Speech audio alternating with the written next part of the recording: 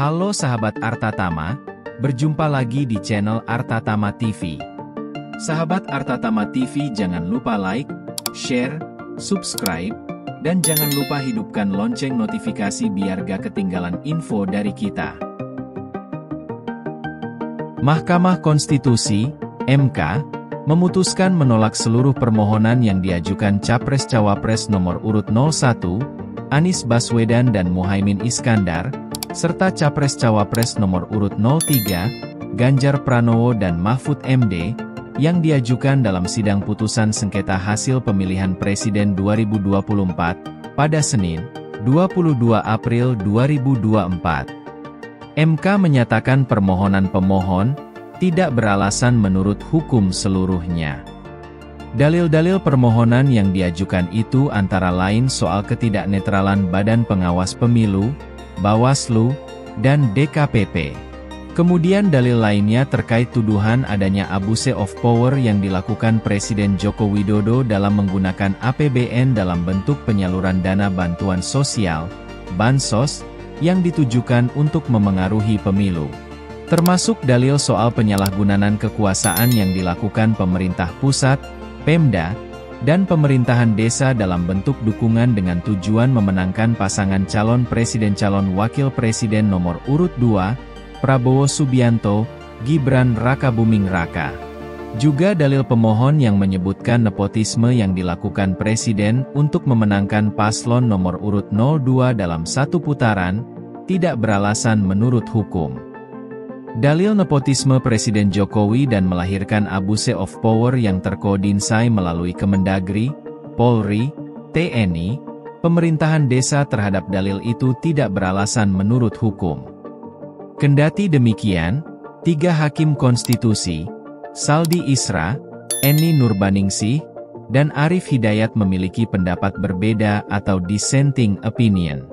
Hakim MK, Saldi Isra, mengatakan pemilu yang jujur dan adil sebagai bagian asas atau prinsip fundamental pemilu diatur dalam UUD 1945.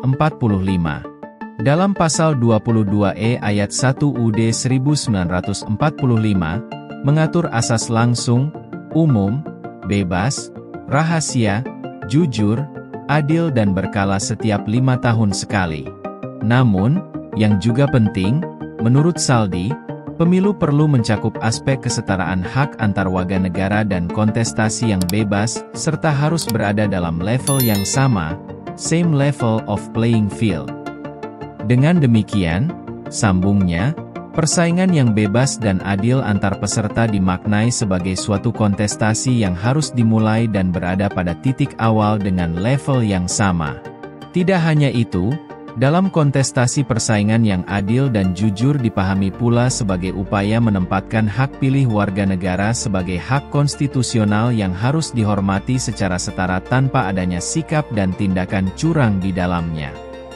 Akan tetapi menurut Saldi Isra, asas jujur dan adil tidak bisa berhenti pada batas keadilan prosedural semata. Jujur dan adil dalam norma konstitusi tersebut menghendaki sebuah keadilan substantif. Bila mana hanya sebatas keadilan prosedural, asas pemilu jujur dan adil dalam UUD 1945 tidak akan pernah hadir. Dia berargumen, pemilu di masa Orde Baru berjalan memenuhi segala prosedural yang ada, namun secara empirik pemilu Orde Baru tetap dinilai curang karena secara substansial pelaksanaan pemilunya berjalan dengan tidak adil, baik karena faktor pemihakan pemerintah pada salah satu kontestan pemilu, maupun faktor praktik penyelenggaraan pemilu yang tidak memberi ruang kontestasi yang adil bagi semua kontestan pemilu. Dalam dissenting opinion, Saldi Isra dan Eni Nurbaningsih menyebut, seharusnya mahkamah memerintahkan untuk dilakukan pemungutan suara ulang untuk beberapa daerah.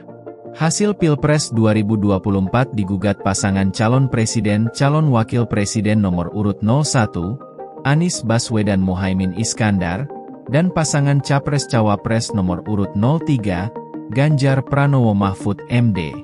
Kedua pasangan tersebut mengajukan permohonan pemungutan suara ulang dan diskualifikasi pasangan Capres-Cawapres nomor urut 02, Prabowo Subianto Gibran Rakabuming Raka. Sebanyak 8 hakim konstitusi mulai menggelar rapat permusyawaratan hakim, RPH, sejak 6 April sampai 21 April 2024 sebelum membacakan putusan. MK tolak dalil Anies Muhaimin yang sebut Bawaslu tidak tindaklanjuti dugaan kecurangan Prabowo Gibran. MK menolak dalil pasangan Capres-Cawapres nomor urut 01, Anies Baswedan Muhaimin Iskandar, yang menuding Bawaslu tidak menindaklanjuti dugaan kecurangan pasangan Capres-Cawapres nomor urut 02, Prabowo Subianto Gibran Rakabuming. Hal ini disampaikan Hakim MK, Eni Nurbainingsih, saat membacakan pertimbangan putusan sengketa hasil pemilihan presiden, Pilpres, 2024 yang diajukan Anies Muhaimin, Senin, 22 April 2024. Dalil pemohon mengenai Bawaslu tidak menindaklanjuti dugaan pelanggaran pemilu yang dilakukan pasangan calon nomor urut 02 dengan alasan kurang bukti material, adalah tidak beralasan menurut hukum, kata Eni. Mahkamah tidak menemukan bukti yang cukup meyakinkan bahwa Bawaslu tidak menindaklanjuti dugaan pelanggaran pemilu yang dilakukan pasangan calon nomor urut 2, lanjut Eni. MK, tidak ada bukti Presiden Jokowi intervensi syarat pencalonan presiden dan wakil presiden. MK menyatakan tidak ada bukti yang meyakinkan bahwa Presiden Joko Widodo mengintervensi perubahan syarat pencalonan presiden dan wakil presiden, Capres-Cawapres, Pemilu Presiden, Pilpres, 2024. Hal ini disampaikan Hakim Konstitusi, Arief Hidayat, dalam sidang putusan sengketa Pilpres 2024, Senin, 22 April 2024. Tidak ada bukti yang meyakinkan Mahkamah telah terjadi intervensi Presiden karena perubahan syarat pasangan calon tahun 2024, kata Hakim Konstitusi Arief Hidayat. Menurut Arief, putusan Majelis Kehormatan MK, MKMK, Nomor 2 Tahun 2023 memang menyatakan bahwa Ketua MK terdahulu, Anwar Usman, melakukan pelanggaran etik berat akibat putusan MK Nomor 90 Tahun 2023. Namun, hal itu bukan berarti membuktikan bahwa ada cawe-cawe kepala negara dalam perubahan syarat pencalonan presiden dan wakil presiden. Tidak serta-merta dapat menjadi bukti yang cukup untuk meyakinkan Mahkamah bahwa telah terjadi tindakan nepotisme yang melahirkan abuse of power presiden dalam perubahan syarat pasangan calon tersebut, kata Arief. Terlebih, kesimpulan putusan MK nomor 2 tahun 2023 itu sendiri, yang kemudian dikutip dalam putusan Mahkamah nomor 141 tahun 2023, antara lain telah menegaskan MK tidak berwenang membatalkan keberlakuan putusan Mahkamah Konstitusi.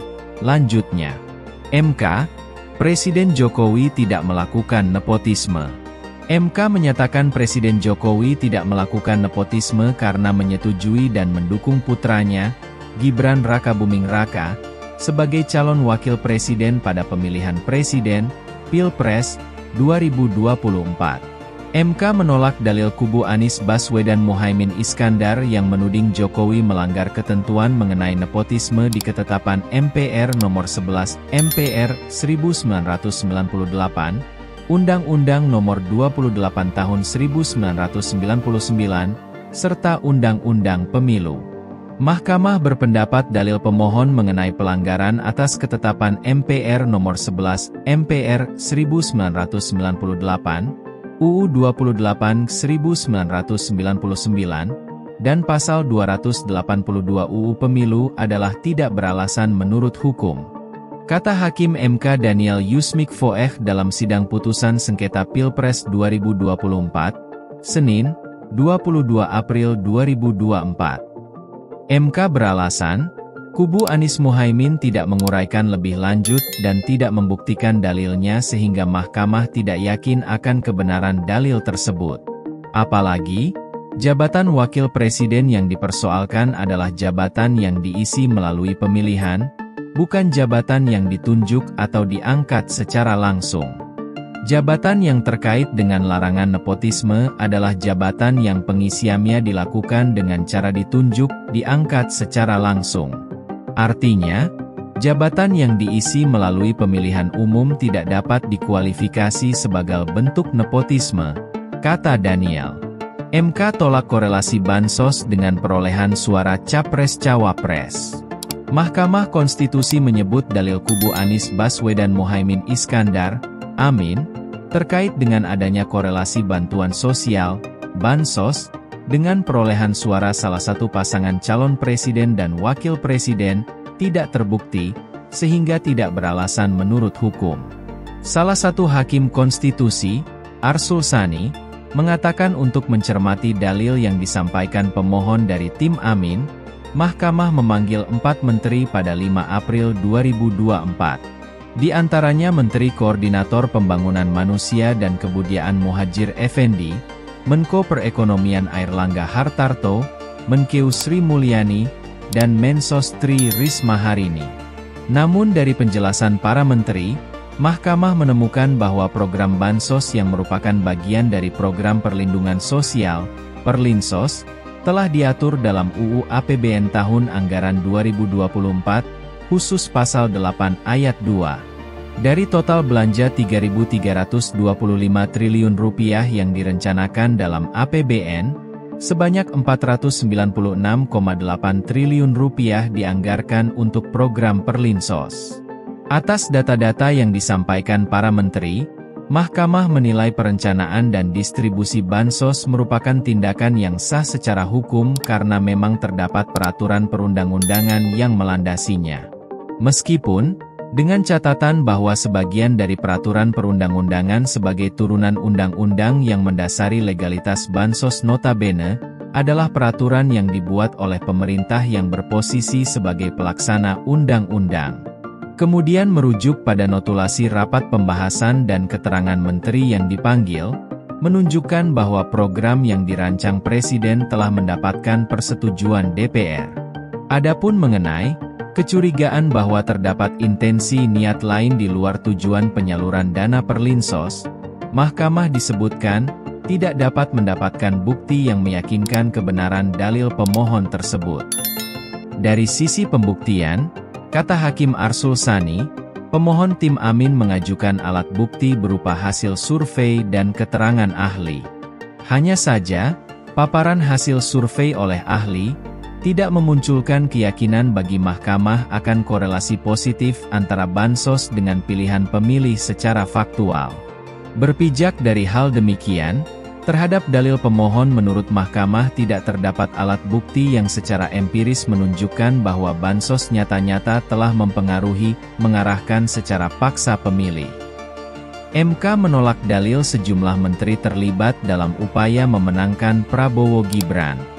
MK menolak dalil-dalil pasangan calon presiden dan calon wakil presiden nomor urut 01, Anies Baswedan Muhaimin Iskandar, yang menuding sejumlah menteri dan pejabat negara lain terlibat dalam upaya memenangkan pasangan Prabowo Gibran. Hakim MK Arsul Sani menyatakan, dalil tersebut tidak beralasan karena tidak disertai oleh bukti yang mencukupi. Arsul menuturkan, kubu Anies Muhaimin hanya mengajukan bukti berupa berita dan video yang bersumber dari media online, tanpa diikuti oleh dukungan saksi maupun ahli yang menguatkan dalil tersebut. MK pun menilai, substansi pemberitaan itu juga tidak menunjukkan secara spesifik, bagaimana, kapan, di mana, dan kepada siapakah ketidaknetralan yang dilakukan oleh para menteri dan pejabat negara. Selain itu, MK juga memandang ketiadaan bukti berupa laporan dugaan pelanggaran pemilu kepada Bawaslu juga menunjukkan kubu Anies Muhaimin telah melepaskan haknya untuk melaporkan dugaan pelanggaran pemilu sesuai dengan tahapan. Terlebih lagi, bukti yang diajukan pemohon berupa pemberitaan online merupakan bukti petunjuk yang mudah untuk diakses. sehingga seharusnya dapat sesegera mungkin untuk diajukan laporan dugaan pelanggaran pemilu kepada Bawaslu, ujar Arsul. Terdapat 11 peristiwa yang dianggap kubu Anies Muhaimin sebagai bentuk dukungan menteri dan pejabat negara kepada Prabowo Gibran, antara lain, Menteri Investasi Bahlil Lahadalia mendampingi Gibran berkampanye. Kemudian, Menteri Koordinator Bidang Kemaritiman dan Investasi Luhut Binsar Panjaitan menyatakan dukungan kepada Prabowo Gibran melalui media sosial, serta Menteri Agama menyatakan siap memberikan tambahan suara sebanyak 4% untuk Prabowo Gibran dengan mengerahkan penyuluh agama. MK menolak dalil KPU berpihak pada Prabowo Gibran. MK menyatakan tidak ada bukti Komisi Pemilihan Umum, KPU, berpihak terhadap calon wakil presiden nomor urut 2, Gibran Rakabuming Raka, lantaran memproses pencalonan putra Presiden Joko Widodo itu, walau tak segera mengubah syarat usia Capres-Cawapres pasca putusan MK nomor 90 PU21, 2023. Secara substansi, menurut Mahkamah, perubahan syarat yang diberlakukan KPU telah sesuai dengan putusan MK. Perubahan syarat ini pun diberlakukan kepada seluruh pasangan Capres-Cawapres. Sehingga tidak terbukti adanya dugaan keberpihakan termohon terhadap pihak terkait dalam proses penetapan pasangan calon dalam pemilu presiden dan wakil presiden tahun 2024, kata Hakim Konstitusi Arief Hidayat dalam sidang pembacaan putusan sengketa Pilpres 2024, Senin, 22 April 2024. Sekian informasi yang bisa kami sampaikan pada kesempatan kali ini. Nantikan informasi menarik dari channel Artatama TV. Jangan lupa like, share, dan subscribe. Sampai berjumpa di video berikutnya.